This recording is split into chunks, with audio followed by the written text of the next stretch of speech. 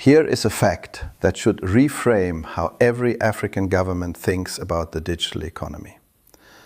Africa is home to 18% of the world's population. But currently, African data accounts for less than 4% of the data sets used to train the world's most powerful AI systems. Less than 4%. That is not a technical problem. That is a sovereignty problem. And in this video, we are going to talk about one of the most innovative and most debated solutions on the table: data embassies. What they are, where the concept came from, and whether they are Africa's smartest path to digital sovereignty or a risk Africa cannot afford to take. A question I hear repeatedly in digital governance forums and ministerial roundtables across the continent is this: we want to protect our data, but we don't have the infrastructure to store it locally. What do we do? It is the right question, and it gets to the heart of one of the most difficult trade-offs in African digital policy right now. Here is the uncomfortable truth. Most African data, from health records to financial transactions to government systems, is currently stored in foreign data centers, beyond the reach of African courts and African law. According to a 2025 analysis by Interface Media, most African data is processed and stored in jurisdictions governed by laws like the US Cloud Act, which can compel cloud providers to hand over data stored anywhere in the world, regardless of where that data was generated. That is not a technology gap. That is a legal and geopolitical vulnerability. And it is getting more urgent, not less, as AI, digital trade, and data-driven governance become the infrastructure of the 21st century economy.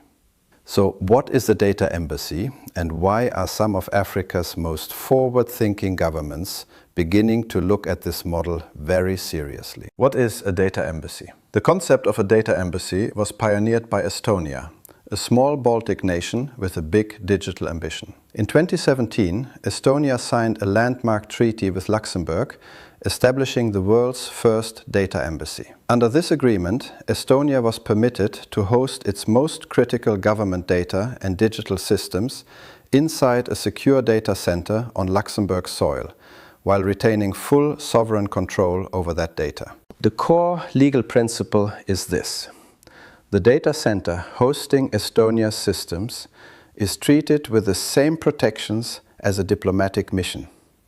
It cannot be searched, seized, or accessed by the host country's authorities without Estonia's consent.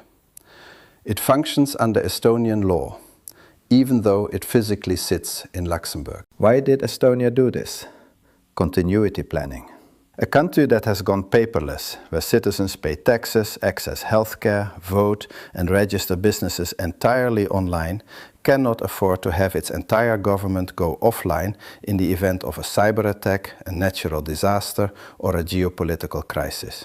The data embassy is its digital backup, its sovereign insurance policy. Picture a Ministry of Finance in a small island African state. All its tax systems, budget records, and customs data are hosted on a server in that building. One major storm or one sophisticated cyber attack, and the entire financial architecture of the country goes dark. A data embassy model means that even if the worst happens at home, the government continues to function from a protected facility abroad, under its own laws, on its own terms. How Africa is adapting the data embassy model. The good news is that this concept is not just theoretical for Africa.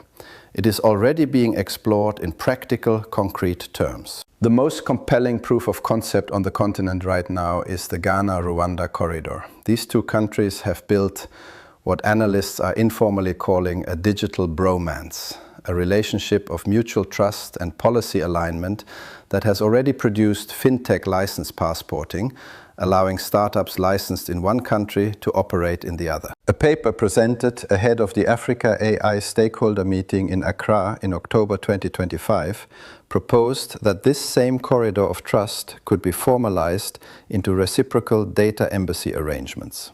Ghana hosts Rwanda's sensitive government data. Rwanda hosts Ghana's. Both countries retain sovereign legal control. Both benefit from reduced infrastructure costs and enhanced resilience.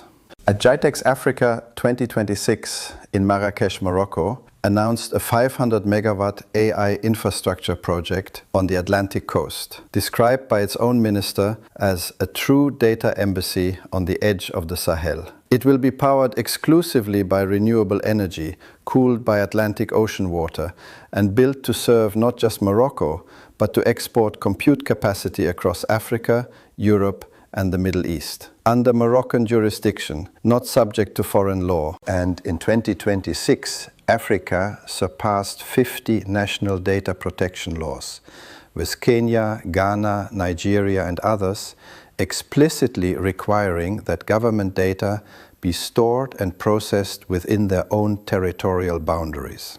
The regulatory appetite for sovereignty is real. The data embassy model offers a path that is both legally sound and financially viable. The real risks. Now let me be direct about the risks, because this is not a channel that deals in hype. Risk 1. Dependency in a different form.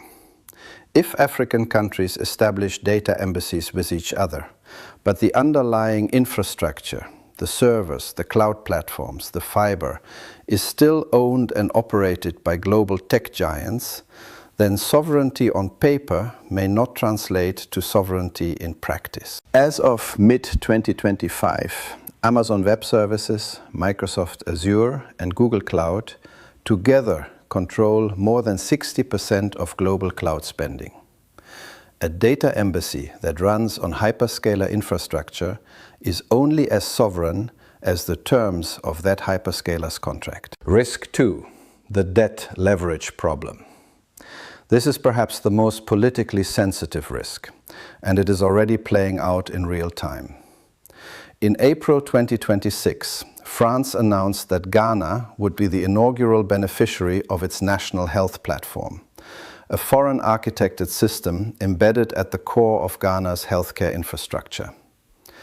Analysts at Imani Africa noted directly that this arrangement was linked to France's role in Ghana's debt restructuring. When a nation is in financial distress, its data becomes its most liquid collateral.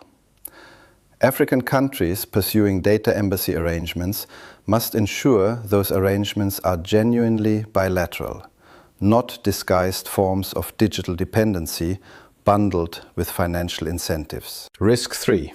Legal harmonization gaps. A data embassy is only as strong as the bilateral treaty that governs it. If African countries do not have harmonized data protection standards, the sovereign control promised by a data embassy arrangement may be difficult to enforce in practice. So given all of that, what is the strategic opportunity here, and what do African governments need to get right? The strategic insight. Here is the strategic reframe I want you to take from this conversation.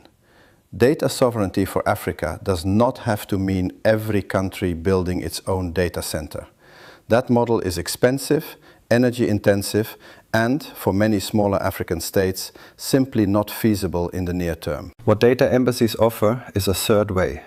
A model where sovereignty is protected not by physical location alone, but by legal architecture. Where trust between African nations, built carefully through bilateral agreements, harmonized frameworks, and genuine reciprocity, becomes the foundation of a shared digital resilience infrastructure. The African Union's push for a continent-wide data sovereignty compact, the AU Digital Transformation Strategy, and the AFC-FTA Protocol on Digital Trade all point in the same direction. Regional cooperation as the foundation of continental sovereignty. The data embassy model, done right, is not a compromise of African sovereignty. It is an expression of it, one that acknowledges the fiscal and infrastructure realities on the ground, while building toward a genuinely African-controlled digital future. The practical takeaways. So what does getting it right actually look like? Here are 4 things African governments must prioritize. 1. Anchor every data embassy arrangement in a legally binding bilateral treaty, not an MOU, not a letter of intent. A treaty that explicitly invokes the principles of the Vienna Convention and guarantees inviolability, legal jurisdiction, and continuity of access. 2. Build on existing corridors of trust. The Ghana-Rwanda model is a blueprint. Identify which African country pairs already have strong diplomatic, legal, and economic alignment, and build data embassy pilots on those foundations first. 3. Invest in African-owned infrastructure. Data embassies built on African-owned servers and African fiber, like the Morocco Nexus Core model, are categorically more sovereign than arrangements hosted on hyperscaler platforms. Investment in African data center capacity is investment in real sovereignty. 4. Harmonize data protection standards at the regional and continental level. The African Union's Data Sovereignty Compact framework is the vehicle for this. Without legal harmonization, bilateral data embassy arrangements will have significant enforceability gaps. Conclusion. The question for Africa is not whether to pursue digital sovereignty. That decision has already been made by 54 governments in continental frameworks, in national legislation, and in the voices of citizens who are tired of their data being governed by someone else's laws. The question is how. And data embassies built on African trust, African legal architecture, and African infrastructure offer a serious, credible answer. If this video gave you something to think about, share it with a colleague in the sector. Subscribe and turn on the notification. I will see you in the next video, which is showing on your screen now. Thank you for watching.